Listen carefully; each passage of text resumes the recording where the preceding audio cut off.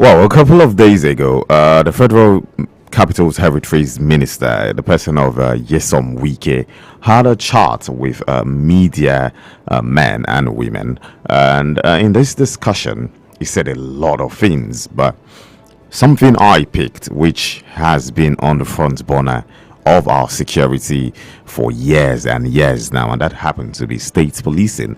And he said something, and I quote, "If you allow state policing today, nobody will oppose any governor. It's either you die for murder or for armed robbery." Wike expresses his concerns about the implications of allowing state police in Nigeria. And so many people were against what he said.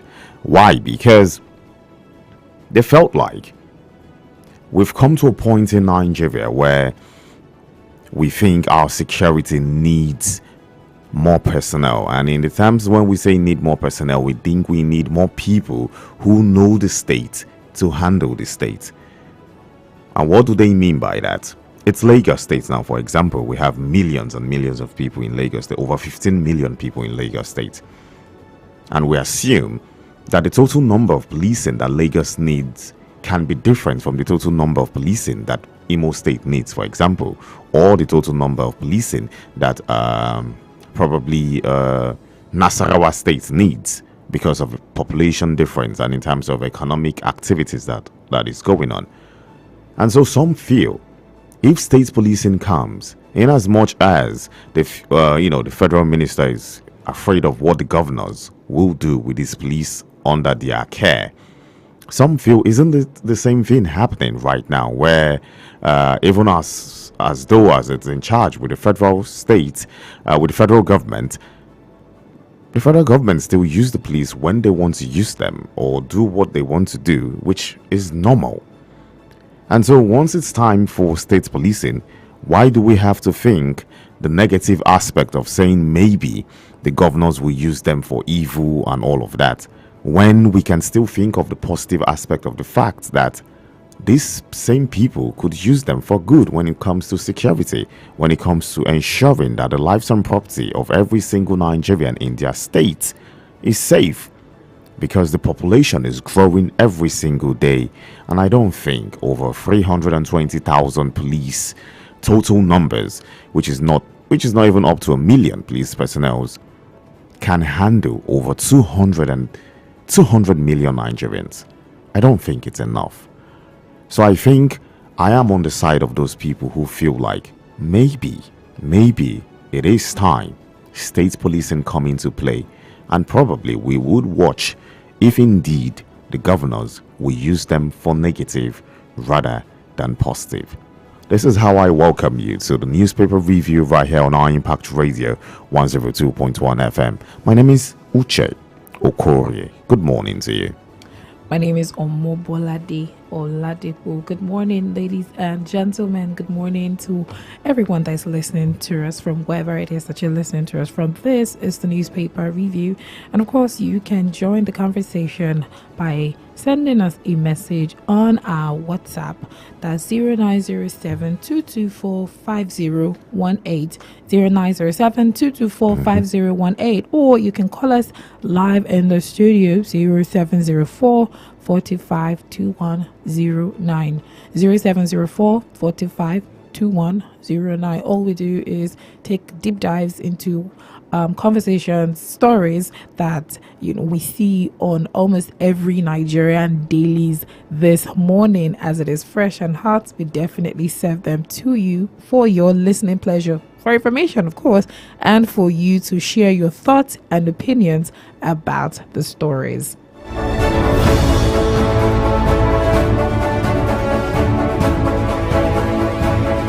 Are we ready to take a look at what's happening on the dailies? Definitely, we are ready to look at what's happening on the dailies this morning, and we will be starting with the Punch newspaper this morning.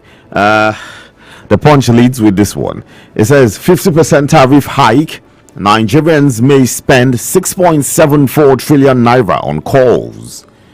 Telcoms Group insists hike should have been lower. Threatened suit ahead of February implementation date. That one almost caught my tongue. We have that story on page 2, and it's another hike again. It's another time where Nigerians will have to bear the brunt of the whole economic saga, and there is no relief at all, because this discussion happened last year, where rumors came out that there will be an increase in tariff hike, and some felt like, oh, okay, maybe it won't happen. It's one of those things that they say and never happens. But does that ever happen? When there is an announcement of hike. You see, I don't think it has ever happened where there was an announcement of hike coming up very soon and it never happens. It always does. It does. It always happens. However, there is news, or there's always been news that something is going to be reduced, and there's a high possibility that it never sees the light of day. Even when fuel got reduced, it went back up again. but it is crazy, because now we're seeing 50% tariff hike. That is huge. You're trying to say someone who's maybe spending 1,000 naira per day in terms of recharge voucher has to increase to 1,500 naira per day. So it means everything is doubling up, or probably halving up, if there's any word like that. And it is sad, because nowadays people try to manage as much as they could. And now when you say tariff hike, for some people, how many people make calls and all, maybe for some of them it's not really that much of a big deal, because they've moved towards getting data and all of that. But they forget it also affects data too. And when it affects data too, it's an increment. And this is what most people use for businesses too. Some people focus more on social media to market their business. To some shops are on social media nowadays. We have social media managers who do their job with social media. It means increase in whatever money they have to use in terms of getting data to do work. It means increase in so many things that has to do with the telecom sector. So what are we going to gain from those increases? Is it just going to be like a return in investment for everyday Nigerians, and say, okay, is service going to be better? Is 4G going to be like 4G now? Or so many questions. I shall say nothing. So many questions. You ask yourself, yes, this increase keep coming, but what's the benefit for? What changes? What's the change that's going to happen in terms of service delivery, in terms of how you load data now, and in the next hour it feels like it's been strawed out. They've sucked it out, all of everything. It becomes way too expensive, and less service being given to people, and you wonder what uses it. How well does it benefit us at the end of the day? It's just the government and the establishments that are gaining from all of this. The people, there's really, really nothing they gain at the end of the day. Yeah. It's a sad one anyways. And so February, brace up for an increase.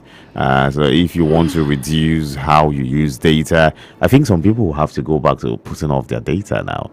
It used to be something people like.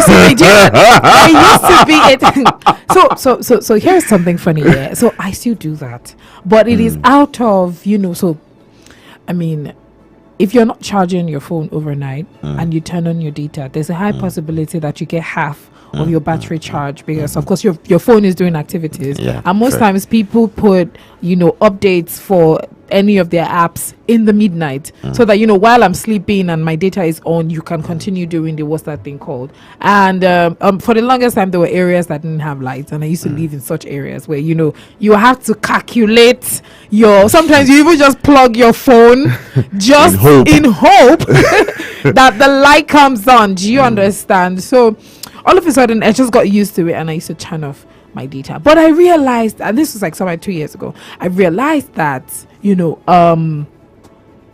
my so I have some apps that I try to update in the middle of the night. I realized that I had a backlog of no updates. I was like, man, oh my goodness, I have to keep. So because it became a behavior. Like I just before I go to sleep, I just turn it off and just put it down and all of that. The only reason why I probably didn't turn off my phone is because I need the alarm to ring at a particular time. Do you understand? And it's crazy. It is. Adjustments will be made. It just made me remember a funny quote my friend posted on WhatsApp. Was like, the data I bought is 40 MB. Please, no voice notes.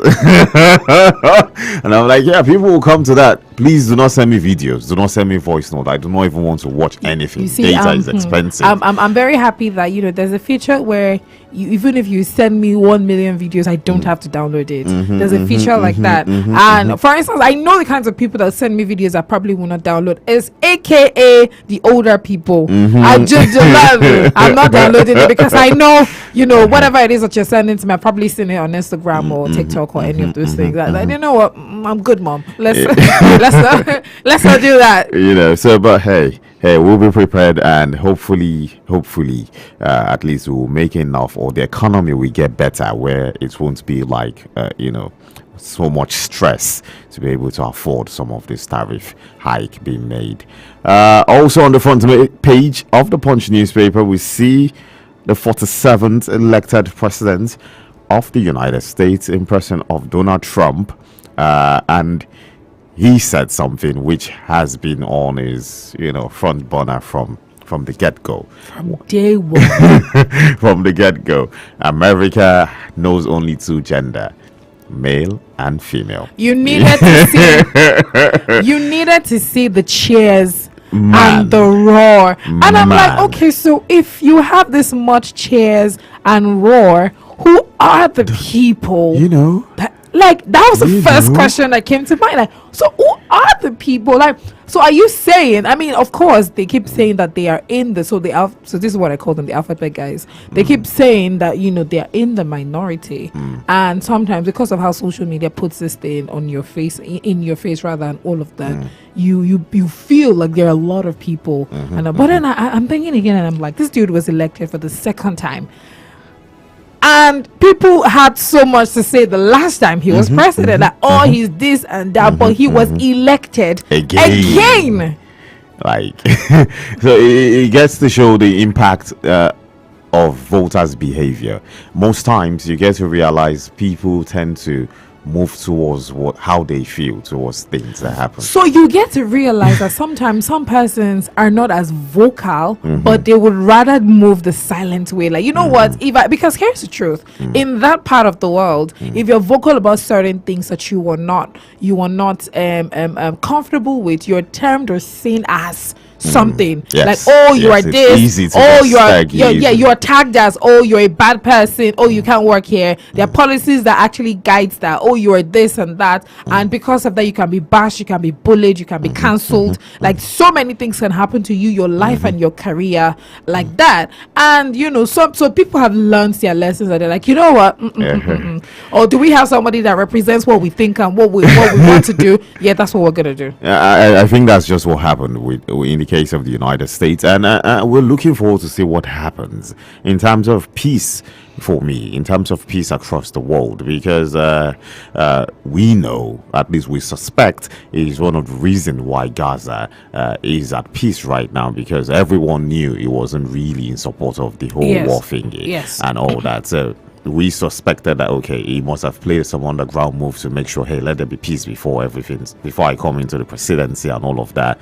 We know he has more close relationship to the so-called enemy of the West. That's in terms of President Putin in Russia. Vladimir, so we do expect probably this time there might be some sort of world peace for the next few years to come, because in as much as Trump is Trump, always puts America first, he always makes sure one way or the other there is peace. Look, he's a businessman. Like, he always puts it puts business first. Like, that's what you need to say, that he is a businessman. Look, business people, especially business people that have made it to a very large extent, business people that have built huge empires for themselves that is thriving, they tend to be very bulldozer-ish. Whatever movements it is that they are making, they tend to be sometimes ruthless, sometimes people, like, they know when to be, the word is strategic. They tend to be very strategic. They know the people that they're allies, they know the people that they're enemies that could be allies, they know the people that are enemies that they could still do business with. They know how they trade, they know their terrain, they know their past, they know the people that they want to take out of the way, and they know the people that they want to put in place that will make sure that their business thrives. And at the moment, America is his business and I he tell has you. to thrive I in tell his you. own opinion. Yeah, I tell you, like he always says, make America great again. So I hope the world becomes a better place because that's only what I'm interested in, and making sure that the world becomes a better place and there is peace across the world. 100%. Moving on to other stories, underneath that big one, you see Sanwo-Olu pledges to work with Lagos Speaker. You find that story on page 9. I can't see that clearly. Page 9, I guess, on the Punch newspaper. Beside it, 6 killed, 3 injured in Ogun, multiple crashes. Page 4 and 5 is where that story is. Court adjourns Dangote Refinery's 100 billion naira suit against marketers. Page 8 is where that story is.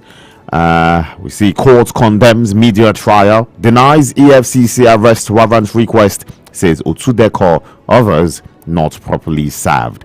This has to do with the former FBN director. Also has to do with, it is more of a civilian case, and it's for 12.3 billion naira fraud case, which opened in court yesterday.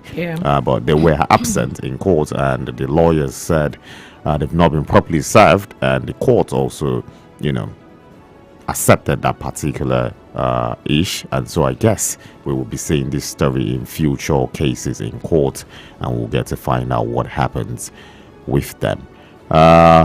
Beside the nameplate of the Punch this morning, farmer herder crisis, more northern states adopt Ruga to curb clashes. Page 2, Niger explosion, death toll hits 98.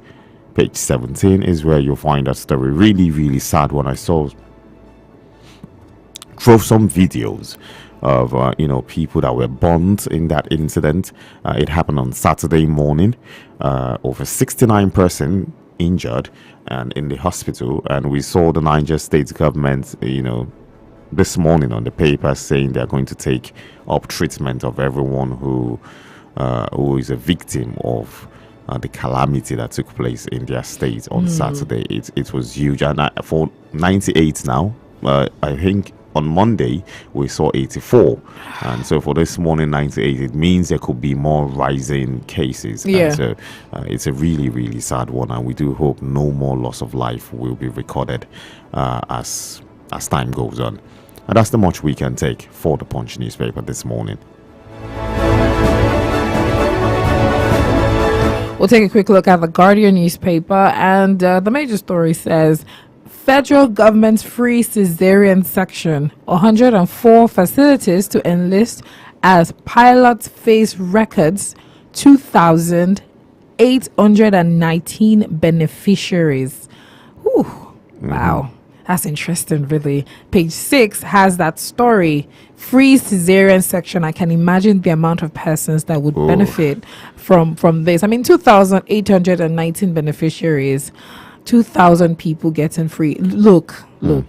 I'm all for anything that would make the lives of Nigerians better. Of course, we wish that it is more and all of that, but at least we're starting. See, that's the thing that I like. Let us start. There needs to be something going first. Something has to go. Like, I mean, if it now becomes like an initiative that is bigger and better, and and it is consistent, it is constant, we know that more persons will benefit, and it goes on and on and on, because people die during giving birth and all of that, because they did not get proper care, because they couldn't go through the natural birth, and they could not afford it.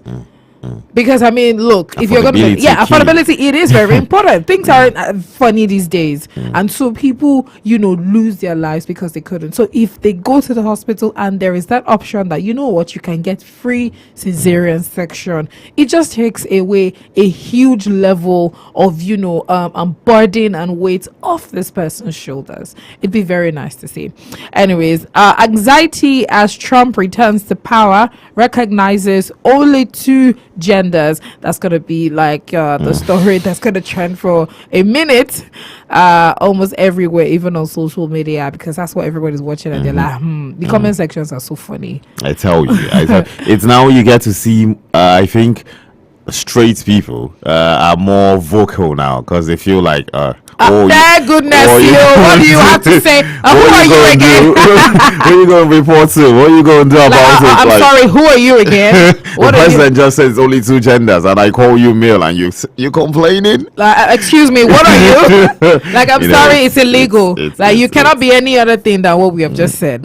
Anyways, it's interesting. Really, really. I want to see how this unfolds. Honestly, because this is something that's been, I think, on, like you said, in our faces for years now. Like everywhere you go, I think it became legal when Obama was president. And this was like, we're talking about 10, 12, 15 years now. It's more of a Democrat thingy.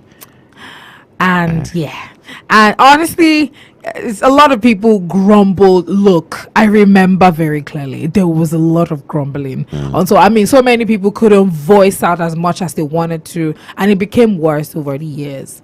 Now the conversation is changing. It's really changing. And a lot, you know what I want to see is a lot of powerhouses, a lot of celebrities, and all of that are behind the other side.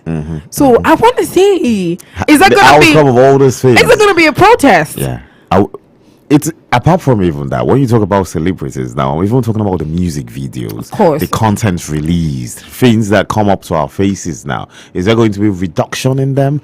Is it going to be more? That's a very good question, because it came to mind and said, so what exactly does this mean? Is there going to be a ban in certain things? Are you going what exactly, what is it? What is it? Is it just a statement? Okay, we only recognize male and female, but there's freedom. You can be whatever, of being whoever you want to be. Those rights still exist. Do you understand? But as long as maybe your forms or whatever it is, I think it now has to do with governmental agencies. It means you might not identify. If you're going to be online for legal things, you must identify as something, either you're male or female. Yeah, I think that might be it. Like, you're going to, and then of course, because we hear ridiculous stories, man. You hear ridiculous stories like, this person, identifies as a potato, so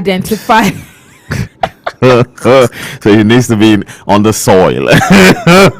Exactly. He needs to be under the soil. You are not meant to be. No, I identify as a pencil. Okay, bye. Be in the classroom. Yeah. What is? You know what? Let's just go on. Let's just go. We could go on, and there are so many things. So many things to bring up from that story. Anyways, health economy without impact on average Nigerian worries Senator. Page 3 has that story. Nigerians to pay 50% more for calls, data, and SMS.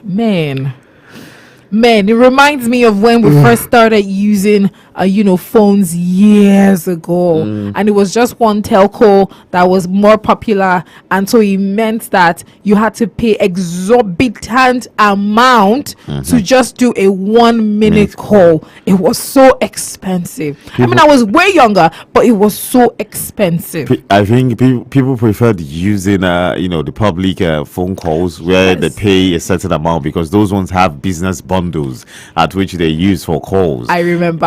Yeah, and also, if you want to have a quick conversation, you just flash the person. That's where the flashing era. And then you wait. You flash the person, or you send an SMS, and then you say, "Just hold on for me till the midnight, so we can have a long conversation in the midnight." The free midnight calls, and it became so popular. And until some other telcos started coming, and then of course the market had to. There was a monopoly. There was no monopoly anymore. There wasn't monopoly anymore. It was interesting. Anyways, this minister is saying, "I am unsure of unemployment statistics in Nigeria," says Labour Minister. You know what's funny about this particular statistics? It's the fact that most times where we talk about being unsure of its statistics, is about how high it is. I think we're marveled about how high. Yeah, and so most people do not want to accept that there's always a reducted figure coming out. Because I say so because look at the customs employment thingy that came out a couple of weeks ago. It only opened for 1 week. 1 week and 1 week only. That's when the portal was open. And they wanted 3,502 persons or Out so of 200 million people. out of 200 million people, and in 1 week they had over 500,000 people. Why wouldn't they have over? Are you joking? So imagine the numbers of Imagine if they left it open for a month. people. Imagine. So I mean, look, let's be honest. I didn't hear about it when it was on. So imagine if I had interest of being. So for instance, let's say it is still open and you've just spoken about it. I am number going of- to, and I'm interested. I will apply. The number of imagine, people. Yeah, imagine the numbers of people that are listening to us right now. They will apply. It will be in millions. Millions and millions of people. And Because- these are like people who have like degrees now. Imagine. Then let's look at people Without degrees. Imagine. the millions of people that are unemployed. You know. Sometimes I've realized that this world these days is so dynamic that sometimes because of the rate of poverty, unemployment, and so many other things that are in its edges, people apply for things that they might not be qualified for, but just they are hopeful that they can get it. A lot of time. Because they need to put meals on their tables. A lot of People time. don't mind sacrificing their joy and happiness to do jobs that they don't have any business doing. Because I can imagine the amount of persons that it was their dreams to be a customs officer or it was their dreams to be a law enforcement agent. It's not everyone that was their dream, but they just had to do it. Sometimes they become very good at it. Sometimes they are not. They're not. They're just there because for one thing and one thing only. You're putting And then food we're on the table. complaining that we have corrupt officers, we have this and that. Some of these people are, you know what? Let's just let's just Oh my. let's just keep it moving. EFCC arraigns Amcon XMD, others on alleged 76 billion naira, 31.5 million dollar fraud. Wow. That's huge. Niger tanker explosion. Death toll rises to 98 as Agric Minister mourns victims. You find that in the news this morning. Less than 1,000 mines active as NMCO issues 7,000 mining licenses. Police foil bandit attacks. Rescue 207 trafficked children. Oh, that's interesting. It's a good one. Really good news. It's a good one. Reps declared Tinubu's 595 billion naira allocation to intelligence inadequate.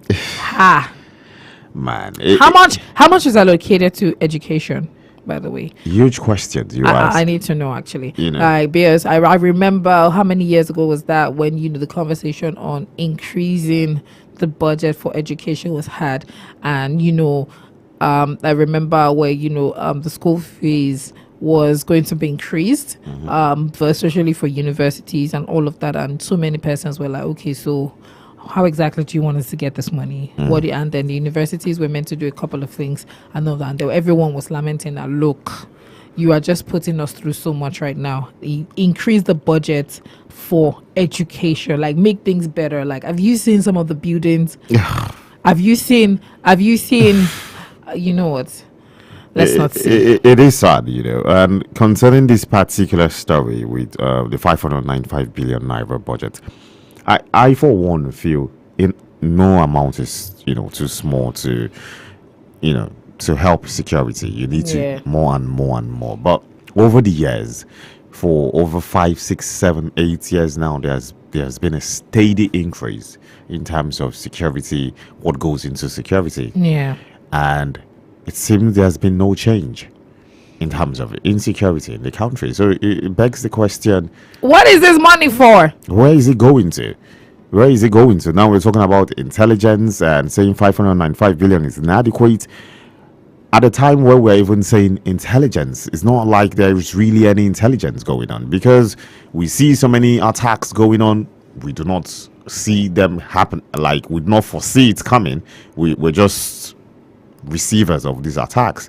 Where's our intelligence really happening?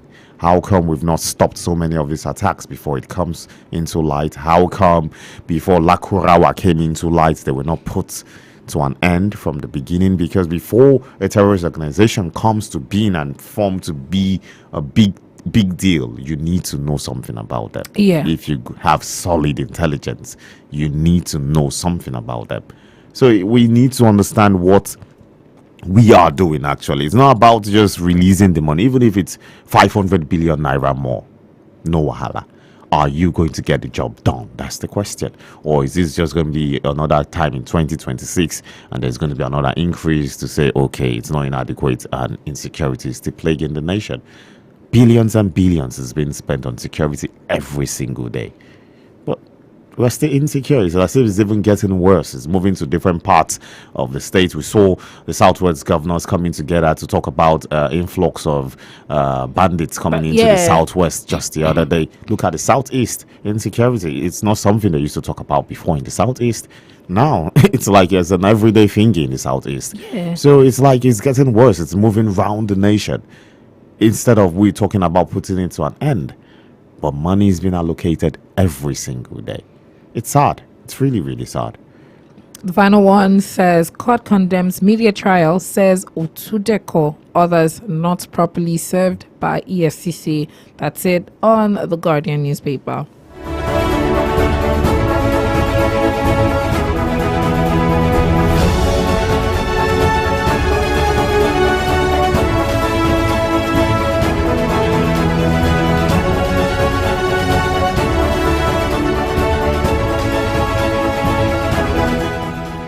Remember, you can always be a part of the conversation if you call us on 0704 425 2109, 0704 425 2109, or reach us via WhatsApp or your regular text message on 0907 224 5018, 0907 224 5018.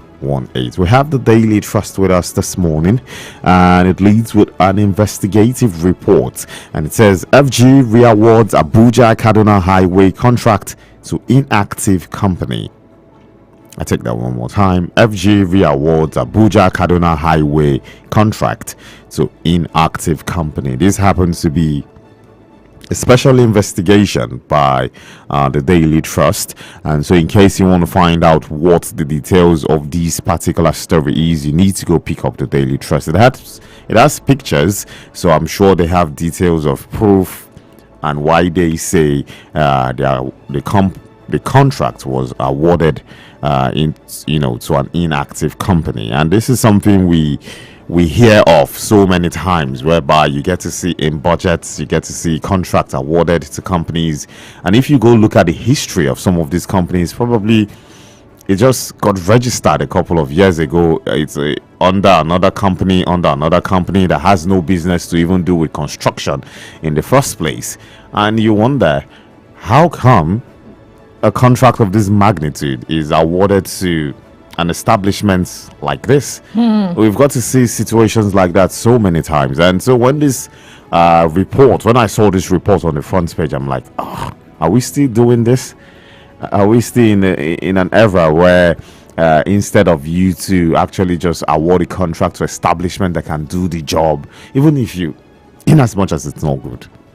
But I sometimes think of it like, many a time we get to see where contracts are awarded and we hear that, the project is padded, probably the road is meant to be for 400 billion, and maybe whoever is in charge puts it at 600 billion and all of that, and maybe it's passed, and at the end of the day probably 400 billion will be given to the company to get the job done. We get to hear some of these things, and we'll also get to hear situations like this where it's still increased, but yet it's sent to an inactive company which will not even do the job at all. So why not even just do the job? And the other one which is wrong in the first place, you're not even contented with the wrong thing you did at first. Like, you've added something to it, you're not contented with it. Rather, the thing should not even be done at all, and you took it. Like, it's crazy. Where do we start from? It's like, where do you want to pick it from? Like, so sometimes you hear some stories and you just say, like, how are you thinking? Like, what is this? Man, it's crazy, man. It's really, really crazy. It's really, really sad, and all this ends at the table of where there are no consequences to their actions, because once all this is found out, you just realize it's swept under the carpet. Nothing, nobody goes down for it. There are no consequences of actions. There is nothing being done, and it's like it's just another story. done and dusted. Yeah. Billions gone. Nothing. Anyways, just beside this story, alongside those pictures, you see $6 billion Mabila power contract. Sunrise CEO testifies in Paris court today. And that's a case that you need to put an eyes on in case you're interested in it. The Mabila power contract has been in the news for some time now and is in court now in Paris. And I do hope Nigeria gets to win this one because so many times we get to find ourselves in situations like this where we're in court for contract issues and all of that. This is not the first, this is not the second. I don't think it will be the last. Hopefully it will be the last. We hope so, but I hope we get to win this one. I hope we come out in the positive light of this particular project and everything goes back to normal. So it's going to be on the news. I'm very sure of it. I'm certain after today, maybe by tomorrow, we get to find out some of the stories or some of the things that were said in court, if the case is going to be adjourned, if and all of that. And if the witness will, whatever the witness is going to say, we're going to find out probably later tomorrow. But I'm sure if you're watching TV, you might find out later today. But for the papers, you know how they say today's news is tomorrow's story, or today's story is tomorrow's news. So you get to find that one out on the papers tomorrow morning. Underneath that one, police mom as officer found dead in Abuja hotel. Police mom as officer found dead in Abuja hotel. Underneath that one, counters out of negotiations with bandits. Katsina government counters out of negotiations with bandits. I'm in support of this one. I think I've always been of the opinion that you can't negotiate with people who do negative things. They tend to have the higher power. They tend to have an advantage over you because we've seen it in Nigeria over and over the years. It started with militancy, where amnesty was granted and all of that, to an extent that we still have one person who was given a position of a first class, chief in Nigeria that we know that holds a throne of a first class throne in Nigeria that was once an active militant. So that I think at that point you give people too much confidence to do evil, and so when we see negotiations like this, it tends to bring more people, to bring more confidence to say, let's go do our own stuff.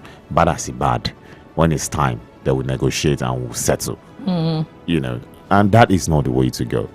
I think once there are people who want to make sure that there is not going to be peace in Nigeria or in the land, wherever part of Nigeria it is, the government needs to make sure they tackle it head on. In terms of force for force. Make sure that they understand that they have no more power than the government of the day. When the government have to negotiate and ask you, okay, don't do all of these things anymore, we'll settle you, we'll do this, we'll do that, we'll do that, I think it's wrong. What happened to we don't negotiate with terrorists? It's not our thing. It's sorry. Probably it's not our thing. Wrong country. Well, that call for, but it's sad. So for the Katsina government to say they're out of negotiations with bandits, they should count them out, it's a good one, but it's only going to be counted as a good one if they are making sure they're putting enough security to ensure that the lives and properties of the everyday Nigerians being affected by bandits in Katsina State is protected. If they make sure that there's security forces allowing farmers come out of the Katsina farms without having to pay levies to these bandits, if they can do all of that, then they can be bold to say, hey, we are not negotiating with bandits. But if they know they're going to leave the people to their fate, the people have to sort themselves out, the people have to secure themselves, the people have to make sure they pay those levies just to get their produce from the farms to the markets, then maybe they should go negotiate. because the people are suffering. If they are the ones that are going to suffer the brunt of you not negotiating and you not also providing security, please negotiate so that the people can have a life of their own, because it's not safe when you have to look at your back every single day, when you have to sleep with a machete under your pillow every single night. My goodness. Living that way is not the best. It's not honestly safe. Like, you're not sleeping right. It- You're not it's wrong. it's not safe. It is not. It is not. It is not. And we just have to be grateful for the part of of the country we find ourselves. Yeah. Because at the end of the day, it's not their fault. It's just where they found themselves. Yeah. Some people, so many people won't have to leave their country home because they want to be secured. Yeah. If not, I guess everybody's going to be in particular states in Nigeria. It's a lot, really. It's really a lot. It's a lot. So, anyways, underneath that one, we see Abbas leads discourse on food security at the 2022 Daily Trust Dialogue. This is something that happens yearly. The Daily Trust newspaper.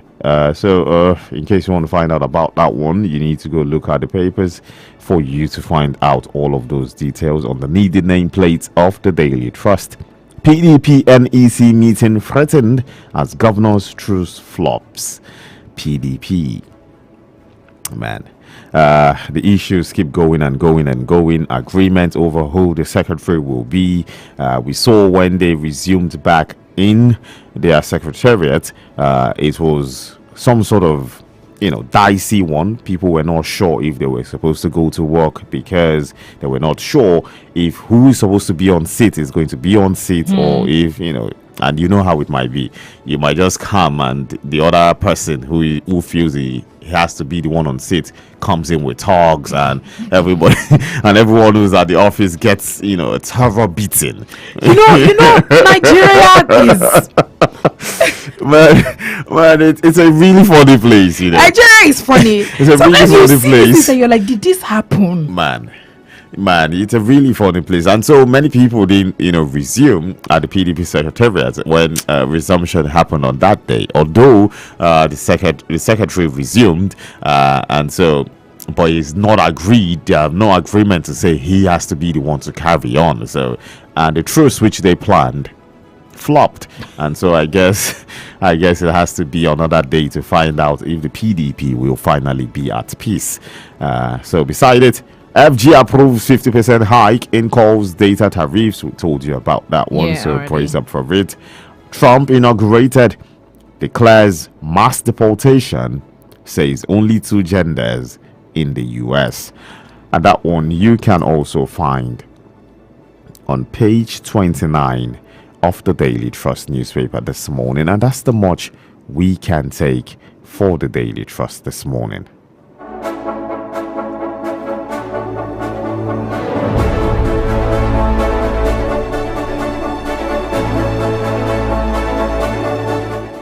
Okay, and that's for the papers this morning, but we still have about 3 minutes, and I want to talk about something in particular that we might not really talk about on the papers, but it's something that deserves talking about, and that has to do with the story of the less than 1,000 mines active as NIMCO issues 7,000 mining licenses. And I talk about mining now because it is one part of our resource that so many people feel is not evenly being distributed. And I say so because Nigeria is a country that has so many things underneath the ground. Nigeria is a country that underneath the ground we have so much. We're so blessed. And there's been rumors in the past where people feel like it is part of the reason why insecurity is on a very high. Allegedly, people feel like if you go up north, there are so many illegal miners. That's what people feel like. And because of that, there needs to be insecurity in some of these areas where we have these resources stocked up so as to allow these illegal miners carry out their duties. You get me? So this has been one thing where people have assumed so many times, and sometimes we all know that there's no smoke without fire. And so it is important that the federal government take into cognizance of the fact that we are different. In Nigeria is one country that people see their difference so much rather than see the similarities. They look into their difference way too much, and you get to realize some persons will start thinking, oh, we have this part, these things in our own place, and we make sure that it's shared accordingly to every part of the country. How come the other part, things like this are not being done, and all of that? How come we're seeing insecurity so as to make these things being taken by few persons and used for themselves alone? Yeah. So it's important the federal government takes into cognizance that the mining sector needs to improve. There needs to be more investment into it. There needs to be more transparency when it comes to the mining sector. We need to tap into that resources so much, because NIMCO is saying, okay, we have only 1,000 active mines, and now there are 7,000 licenses. I mean, okay, so let's look at it from this angle. See, they have only 1,000 active mines that they are aware of. How about we look at it that way? Like that, because so each day, I mean, I watch some of these documentaries here, and I see that sometimes, even from places that you had no idea, you discover things.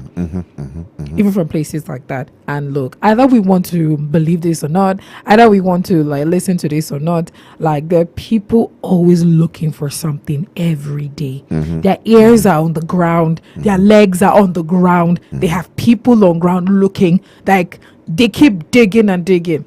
Okay, so let's believe the news that came out last year in Ibadan about the explosion, and that there were some illegal miners and all of that. There were people living in that area, for goodness sakes. Was that an active mine? I doubt it.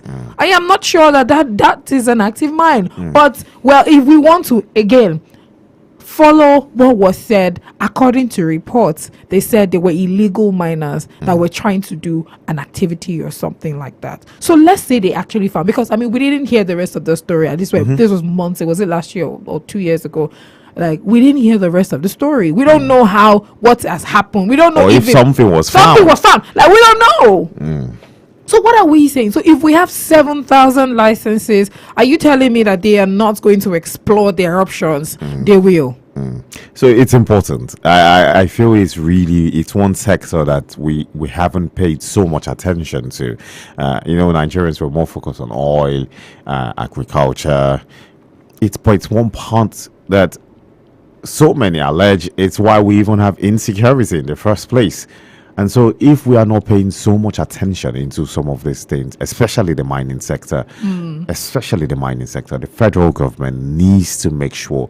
I, for one, feel like if there's so much attention, it will do so many changes. So many things will change, because what we have underneath can change our lives. Only one of it can change a country's life. Imagine having so much of it. So more needs to be done in that sector. More security needs to be in place. More transparency, especially. More transparency needs to be seen in that particular sector. And they need to make sure that the resources gained from that sector is driven into the economy of Nigeria, so as to make Nigerian lives better. Not just a few persons. I think I've forgotten that great African who said, it's better to have clean water for all Africans than just champagne in the cups of a few persons. It's really, really important. I think that's Thomas Sankara, but I'm not sure. It's really important.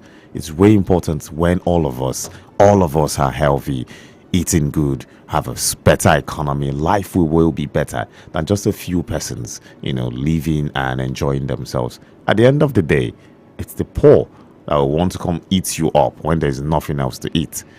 May we not come to that part of time in our society where we'll have to rush those other ones just to be able to survive. I hope not. I hope not.